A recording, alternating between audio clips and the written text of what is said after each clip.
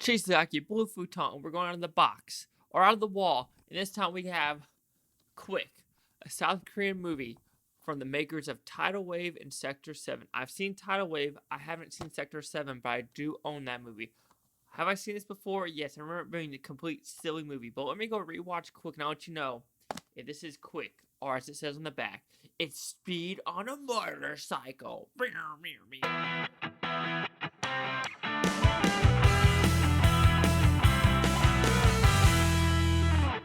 Alright, so I just watched Kwik. Well, I watched it a couple days ago. Anyway, what is Kwik about?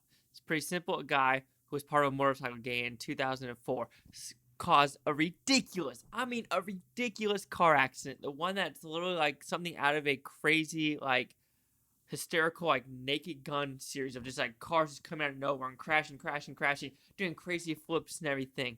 And then 10 years later, he's not part of the motorcycle game anymore. He is part of a carrier service. And someone put 3 bombs in his motorcycle and in the helmet of his ex-girlfriend, who he picked up as well, saying, if you don't deliver these bombs, your guy's going to get blown up because there's a bomb in the helmet. And in the middle between delivering the bombs, a lot of explosions, a lot of nonstop chases, and a lot of ridiculous comedy mixed into ridiculous serious action. So what I like about this movie is crazy. At the same time, that's a good and bad thing about this movie, because A, it is crazy in a good way because the realism that they try to do with the car accidents and the motorcycle chases work really well in this movie because they are a lot of real stuff. The problem is putting in that real stuff, it mixes with CGI, and it's very noticeable when they're mixing the CGI with the real stuff. There's one scene where it's a steel plate is going down the highway and it like cuts his car in half.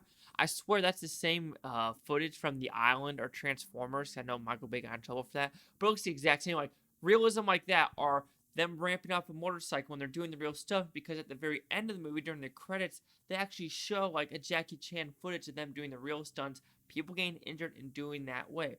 But the problem is they're just mixing with the CGI too much, as well as the tone. Did I laugh in this movie? Yes. Some of the stuff in this movie is absolutely hysterical, but they mix hystericalness with really hardcore violent realism, and sometimes the tonal shift just doesn't work. Like the very end shot of the movie, they try to go for a comic relief thing. I understand it, but it doesn't work. Like, you're just like, oh, it's kind of funny, but it's like, I don't know.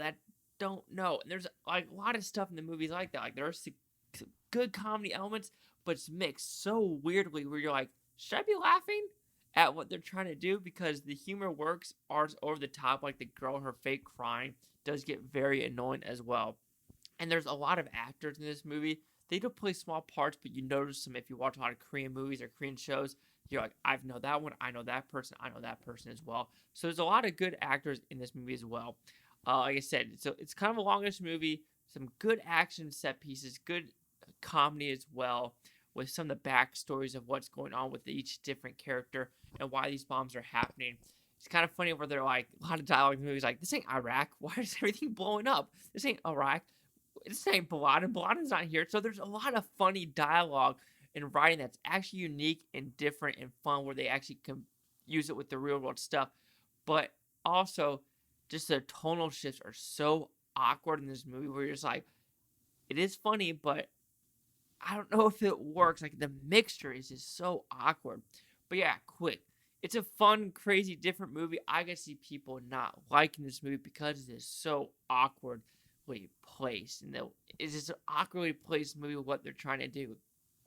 But it's still a fun movie. Good action. Good comedy where it's supposed to be there, where you're just questioning your sanity of like, should I be laughing at this? But some of the, like I said, good action set pieces, but some of it is a little bit unrealistic. And the mixture of CGI just, it takes you out of it so bad. You're just like, But watching this movie, you're like, do I give it a positive rating or not? I have to go a little lower. So Kwik will receive a 2.5 out of 5 with Futons because at 50%. So these are the critics' scores gave this film. Alright, so you have no critics for this movie, and the audience score 30% with 115 with no critic consensus. So there is one guy on the bottom from the Honolulu Star says it's heartening to discover that the Koreans can make stunt movies as dim-witted and as attention deficited as Hollywood. Sounds kind of racist that Koreans make they can make normal movies. Like, what does that mean? Like, so Koreans aren't allowed to make stunt movies? Like, what? Anyway, so do you agree with my 50% or the 30%? Chase like the blue Futon, like, comment, subscribe. But no things, Bhutan-topia, you blue Tony, thanks for watching. Have a great day. And seriously, if you just want to watch a ridiculous movie, like ridiculous, Kwik is the way to go.